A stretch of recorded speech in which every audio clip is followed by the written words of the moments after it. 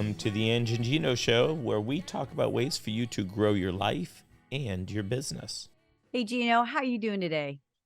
And it has been too long. It I am has been doing a while. great, and now I'm better that I finally get to chat with you again. It's nice. It's nice to get together and see what comes of the Yes. meeting of our minds. So, Yes. yeah. So, it's interesting if we look at where you and I are both, we're both feeling stretched, right? I think we both did a quick catch up and we're feeling stretched. And I wonder if that's an interesting topic for our listeners as well to talk a little bit about what happens when we get stretched. We That's a great topic because it rolls right into one of my client calls yesterday with these couple owns a company, and their general manager is busy, and they got two locations, a couple hours apart from each other. And well, the general manager is on vacation right now. And so they're filling in and they're taking all the calls that he gets, and they're like, we can't believe how much he does. We're about to lose our minds, and we're sharing the duty, you know? Interesting. So they have a whole new appreciation for the general manager. Yeah. And so, but what I start thinking is like, well, okay, there's always in my head a sense of enabling. If you're getting that many calls from people, or you have to be involved in that many decisions, Mm. whose fault is that? Well, it may not have been passed down, right? Or the delegation may be not so great. Yeah. Or it could be training. The people don't know what to do. Yeah. I found that they're Process. sometimes afraid to make decisions because there's these True. environments where if you make the wrong decision, owners can come down hard on you. And So there may not be a decision tree where people really have a hierarchy of understanding of what's the first thing to think about in a decision and how do you move forward so that there's consistency person to person in how you make a decision too. yeah, true. Yeah, that is interesting. It is interesting to watch what happens um when people go away. I have a couple of clients that are dealing with a lot of attrition, a lot of turnover, and the leaders are getting stretched. It's hard. It's really hard. And I think the hiring process takes a little bit longer these days. I think uh finding a good match takes a little bit more time, and I think that stretch too is a challenge. It adds pressure to people, and I think it's a challenge to business as well. um my philosophy is, I think, when we have less time to devote to each task, there's a risk factor that goes up, right? The risk factor of, does it get done in the right way? um, I think we tend to go on automatic too. Our personalities tend to go on automatic. We talk about this in the Myers-Briggs, that we become more our type under stress when we're stretched, because that's where we get the best gas mileage. That's where we just run. And it's when we have a little bit more time and wherewithal that we can stretch into different styles, maybe be a little bit more accommodating to people and more gregarious and outgoing and communicative if we're naturally introverts. So an introvert will become more introverted under stress rather than be able to stretch and connect. And so I think people tend to kind of also, I don't say silo themselves, but we tend to circle the wagons a little, I think, when we're stressed and strained. And that is a challenge. I've noticed people they handle that one of two ways. Most of the time, I think, as you talk about, they're not sure what to do, Mm, and they just they manage it the best they can, and then when it subsides, they mm, they breathe, and sometimes it subsides when you hire some help, or sometimes the stress is there because someone's out, or there's this a seasonal event that causes an increase in work. um but yeah, I'm curious what you think about this. Now, me, I hate feeling stressed. I don't like it. I feel it just eats me up inside. I feel like I'm getting sick or something. So I do whatever I can to avoid the stress. And what that's done for me is I've told people I have succeeded, I always move up the ladder everywhere I've ever worked because I'm very lazy. And then, of course, they laugh, don't understand what that statement is. I will find an easier way to get something done. I'll find a Yeah. more efficient way so that I don't have to feel stressed anymore. Mm. That's a And great motivator. I love that. I mean, and it's very compelling when you use the word lazy because people think, what? But really I mean, I think that speaks to your heart and soul, which is you're an efficiency expert. You know, you really, and we know this. I mean, every organization trying to do better, we talk about this lean, continuous improvement. It is about making the job easier, streamlining a process, getting people to follow a single process when possible. That is all in an effort to reduce stress and strain on any level of the organization. And yeah, you don't want people mainlining adrenaline every day in their work, right? We're not at our best. no, in fact, on that word, right? That phrase you just said, there are some people that the way they react to something that's really not that big a deal, they're reacting in the same capacity as if it were a life or death situation, Yeah. you know. And yet the people that are actually in those life or death situations, they don't act like that. They're usually a lot more calm because that's the only way you can survive, you Yeah. know? Yeah. So it's funny. Um, so again, I know how I handle things. As I said, I will work my butt off to find an easier way. You know, I'll write a computer program and I've done things and that make zero sense at all. Like there's something I might do on a monthly basis that takes me 10, 15 minutes. I'll spend, you know, 20 hours programming a computer so I could save that 10 or 15 minutes a month. Now that's not a good share of time, but or good use of time. You eventually get your ROI out of it, your return on investment. That 20 hours, gosh, 15 minutes into 20, that would be 80 times of doing that if you had to do that weekly. So in 80 weeks, you get your return on investment.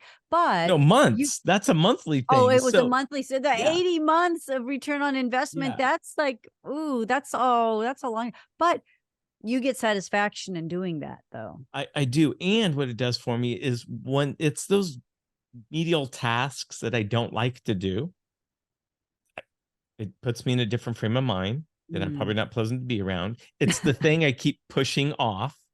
You're like, "Ugh, I'll do it," because it's only 10 or 15. I'll get to it. I'll get to it. And then like, hey, where's this? Ah, fine, here it is. You know.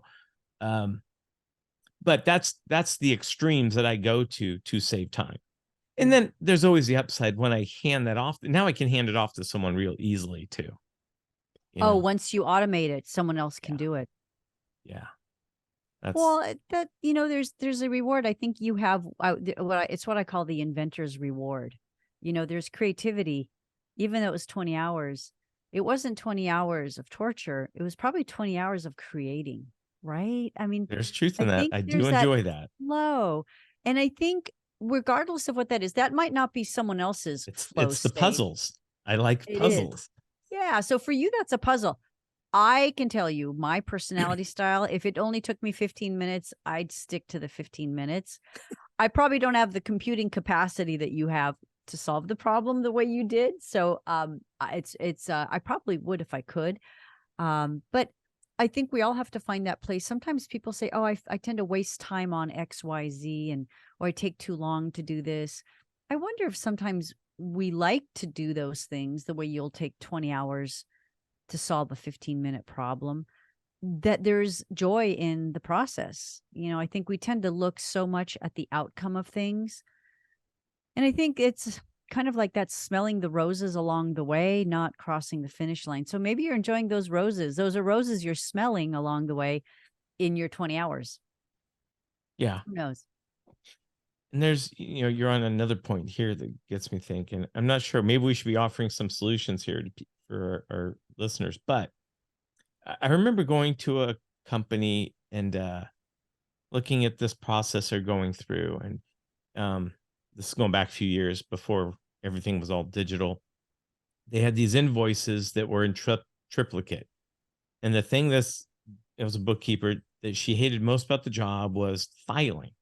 I'm like, well, how much time do you spend each day filing? And she's like, 30 minutes. Or I'm like, okay, well, show me what you do. And she's going, well, I got to file, after I do this, I take this, we file this copy chronologically and this copy alphabetically. And I go, but it's in the computer, right? Yeah, yeah. I says, so okay, how often do you refer to it? Well, sometimes we have to go pull it out for this or that reason. I go, do you pull it out chronologically or alphabetically? Normally we know who it is. So like, well then why don't you stop filing chronologically, start ordering forms and duplicate, not triplicate, save some money and you'll save 20 minutes a day. Oh, it ain't that big a deal. She says, you just told me it's a thing you hate. She said, but it's Yeah. only 20 minutes. Well, 20 minutes a day times 5 days a week, you know, it adds up. It does. And think about the energy of doing something that evokes a feeling as strong as hate. You know, people don't realize there's a lot of wear and tear on the body when you go into that negative headspace. And there's a cost there, an emotional cost.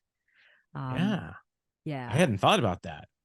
I Yeah. just thought about why do they not want to change, which goes to the thing we know people resist change, but People do resist change, even when it, because, well, look, it's people won't change unless, because somehow they feel that the solution is going to be more of a bother or a pain than the pain that they have to deal with.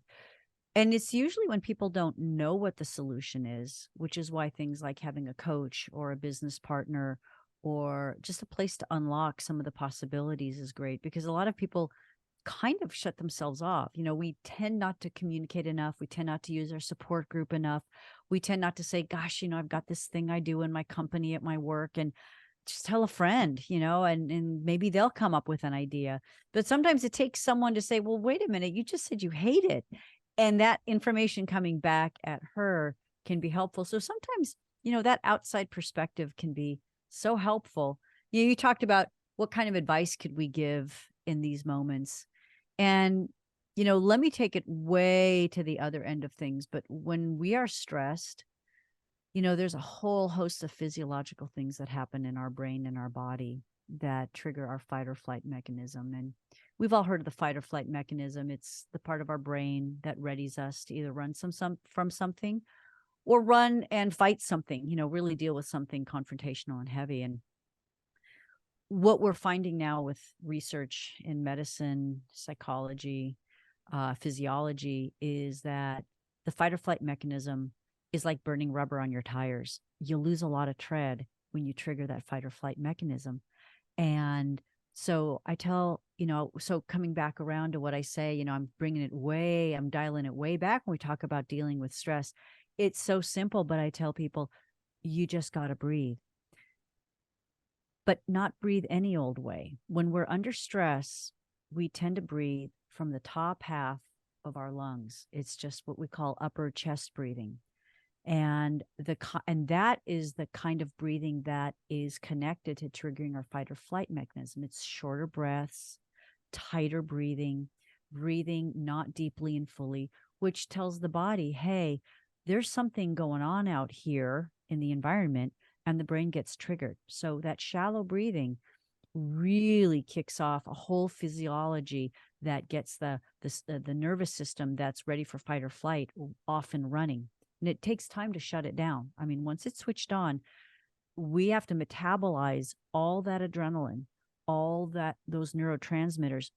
They got to get broken down. If they don't get used properly, and that's why exercise is a great mitigator for stress, because exercise mimics the flight mechanism, meaning you're moving your body. But when you have that fight or flight mechanism, you've got all those chemicals in your body, you don't exercise, your body physically has to metabolize them. And so breathing, number one, is important. I teach all my clients how to belly breathe. You put one hand on your chest, one hand on your belly. And when you take a deep breath in, that belly hand has to go up first. And then the upper hand goes up last. And as you breathe out, the upper hand goes down, and then the lower belly hand goes down last. And then belly hand goes back up again, etc.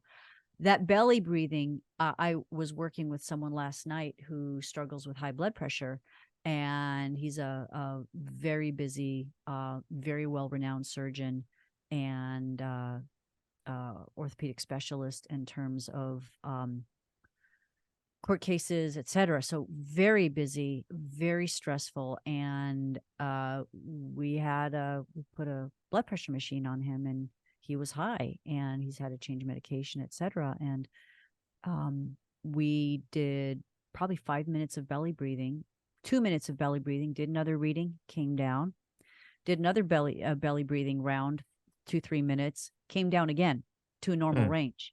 And wow. And as a medical professional, doctors will always poo-poo the metaphysical, psychological. He conceded. He's like, wow, okay, I think I need more of this. And, maybe it'll help me get the medication under control, because medication will work, but our physiology will outpace medication.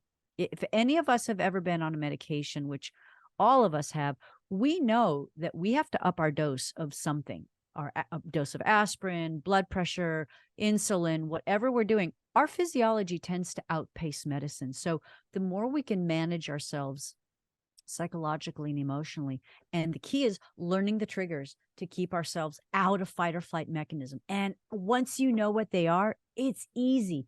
I didn't have to erase the stress of that surgeon's day. All I had to do was get him to talk to his body through breathing, to let his brain know he was safe. There's no risk. And that's why. So under stress, you just got to stop and breathe and belly breathe. And because people think they're breathing, but until that bottom hand comes up first, you're not really belly breathing. And so anyway, so that's my, my golden advice for, it's a showstopper, whether you are a mechanic working on cars all day, CEO in the boardroom on mergers and acquisitions all day, it's all the same brain and body. It's all the great equalizer. I had a cycling coach tell me about belly breathing, and I thought, well, when you're wearing spandex, it looks kind of weird, but he was right on. Yeah, I don't know. And I'm not sure. I feel like I do it together. Yeah, you got to lead with your stomach. So there's a mechanism, because what happens is there's a diaphragm, which is literally like a set of muscles at the bottom of the lungs. It's a part of our abdomen. And when the belly goes out, it physically pulls that diaphragm down, and it draws air deeply into the lungs. As an athlete, you can imagine the power of belly breathing, because your VO2 uptake is going to be better the more oxygen you can get in your lungs. So learning how to belly breathe, whether it looks good in spandex or not, I don't blame you. Spandex makes a whole manner of things look funny, right? For women and men. And none of us like belly breathing, but we've got it. That's so much more powerful to get that oxygen in our body. It's funny. I guess I'm going to share this. So I'm sure most of the people listening are not cyclists, and understand that we're not wearing shorts, we're wearing bibs, and those bibs kind of come out, and there's a curve right around the bottom of your belly. So because they kind of have like little suspenders. Basically, what they are is like spandex workout running pants with suspenders that come up and over, right? And you put your cycling journey on over jersey over that, and that right at the belly is not a great place to show off any belly fat, right? Exactly. And belly breathing certainly doesn't help that. Yeah, if people want to Google what a cycling kit looks like, kit outfit. There you go. Yeah, the joys of riding in spandex clown clothes, clown colored clothes, as I call them. Yeah, if you don't understand the sport, my funny little quote too, as funny as we look in those things, especially when you're walking around in your cycling shoes, some buddies and we did this ride way out, and we ran out of water, and there's this CCC, like a prisoner camp where they go work on parks. They're not like the hardcore prisoners, but they're under guard. And anyway, we go walking in there to see if we can refill our water bottles. And you can see all these prisoners looking at us funny. I says, yeah, we probably look pretty funny in these kits. And he says, and the farther we get from our bikes, the funnier we look.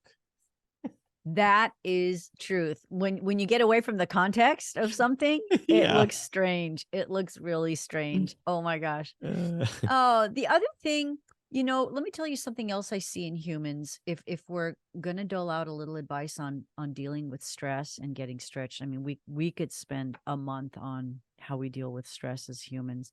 We're built for stress, number one. Humans, our 10,000 journey through evolution, the years that it took us to get to our civilized life, if that's what you can call it. We are built for a lot of stress. So we're built for stress. And oddly enough, sometimes we don't have enough of the real kind of stress we've evolved to handle. We have the psychological kind of invisible stress. One of the biggest stressors, I think it's something I see that happens when people get into a stress mode, but it also can induce a stress mode, is when humans start comparing themselves to others. It has a really pernicious impact on people's, it's almost, I say it's kind of like sometimes when you're driving, you look at another car in the next lane and you start driving into that lane because that's where you're looking instead of looking at your lane. So I call it, that comparing yourself to others, how someone must have it easier than me, or oh, woe is me, look at that person, how lucky they are. And so I think that social comparison is a really difficult thing. I think social media feeds that as well. Um, you look at any successful person, there's usually a ravaging story that goes behind every successful person. So successful people don't have more opportunities. Sometimes they've overcome more obstacles and just didn't give up. I think, Gino, to the advice you give on what research says, most sales close after asking 5 or 6 times, maybe even more.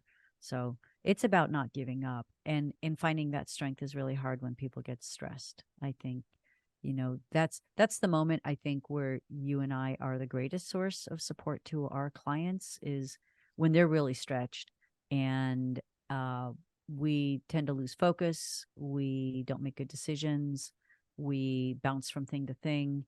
And I'm sure you and I have had many of those kinds of conversations with our clients. yeah, I had one reach out to me today. Do you have a moment?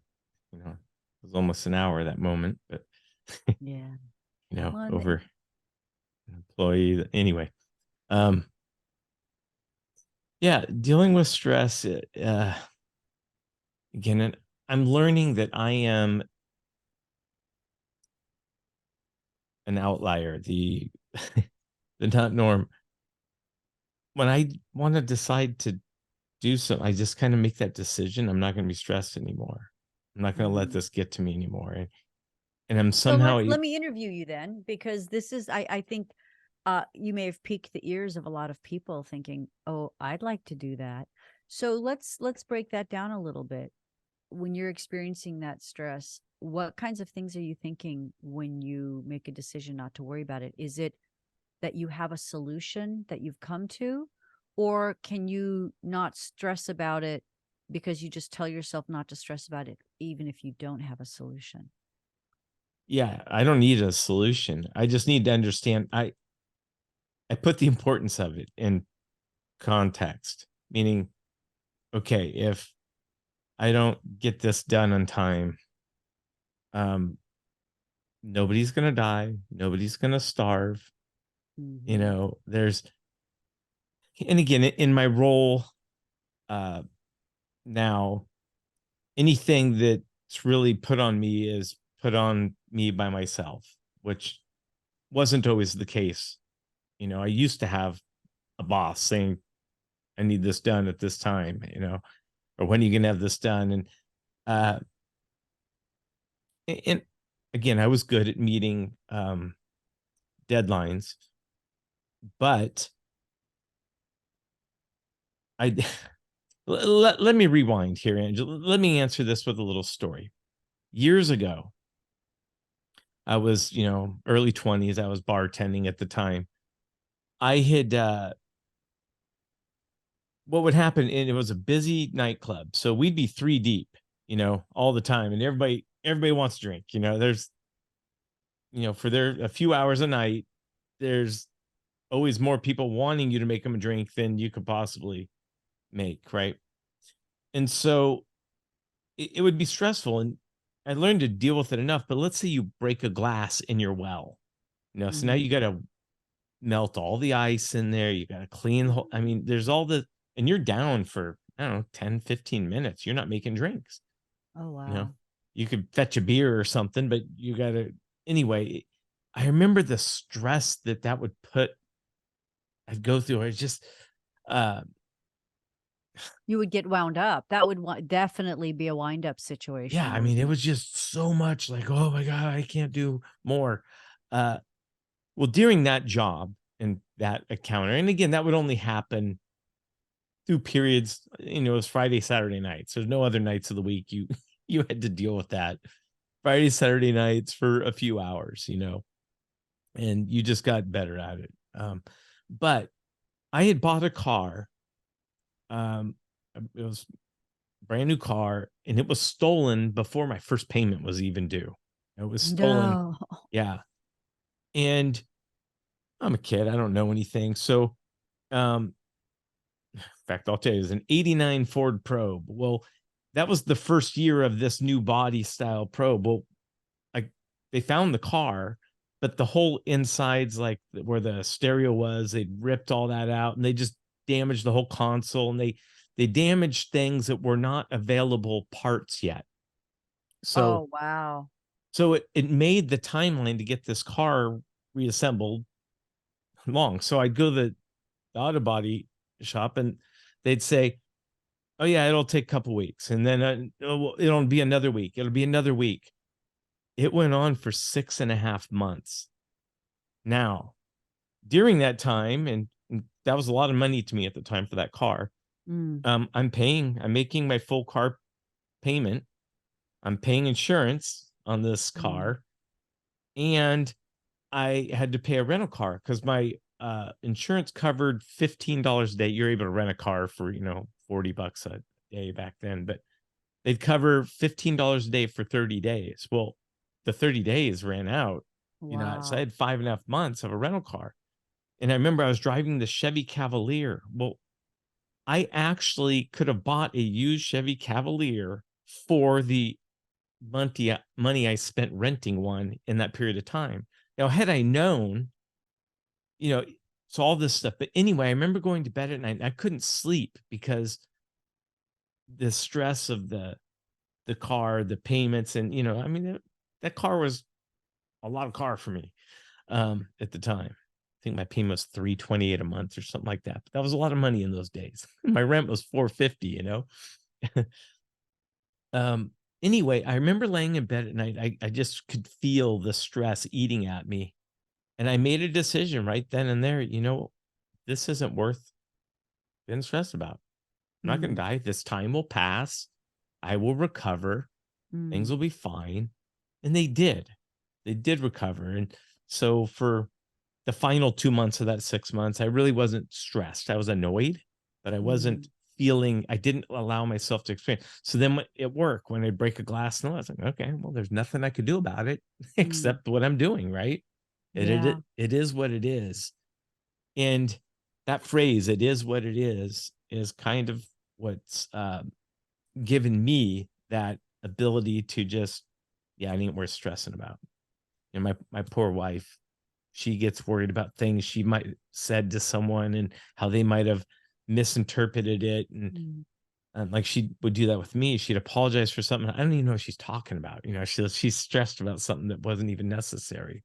mm. Um, so I don't know if that's an answer or if it's just It easier is. said than done, but that's I just what think I've your been able to do. story's helpful. Your story's helpful because, I mean, I think everything is a choice in life. This is a great example that we can put things into perspective, that this is not life or death. Is it money? Yes. Is it costing you something? Yes. Will you get through it? Yes. And and I think, you know, this is also where I think when we tend to get stressed, people tend to not reach out for help. I think this is one of the greatest challenges I see, whether it be a friend, a family member, a neighbor. And I think even if you just share your problem, you say, hey, well, and here's what I'm thinking about doing. It's more, hey, um, should I be doing anything different? Sometimes you get some great ideas from others. Others have been through some of the same problems we've been, and so, yeah, I think the letting go, and I think reaching out to others. In fact, yeah, it's, reaching out to people is critical in terms of getting better advice or new ideas, or also knowing that, hey, man, you're doing everything you can be doing. Sometimes That's that's it. also what comes back. But yeah, I think your story is powerful. It's a choice. Every minute, how we feel is a choice. And you have great discipline. I think in general, as a human being, knowing you have great self-discipline. I think you've practiced that self-discipline. It's definitely a practice of self-discipline. I think that's another skill set to develop as we talk about our focus here in our podcast is, grow yourself so you can grow your business, your career. And I think part of growing yourself, there's nothing that what is it they say, Gino, how you do anything is how you do everything. So how you take care of yourself is how you likely are going to take care of your business. Sometimes people take better care of others than of themselves. So sometimes that doesn't apply when people are givers, but how we do anything is sometimes how we do everything or lots of things. You know what, So Ange? That is, I think, a great point to stop, because that we should take on to our next podcast. great idea. Great idea.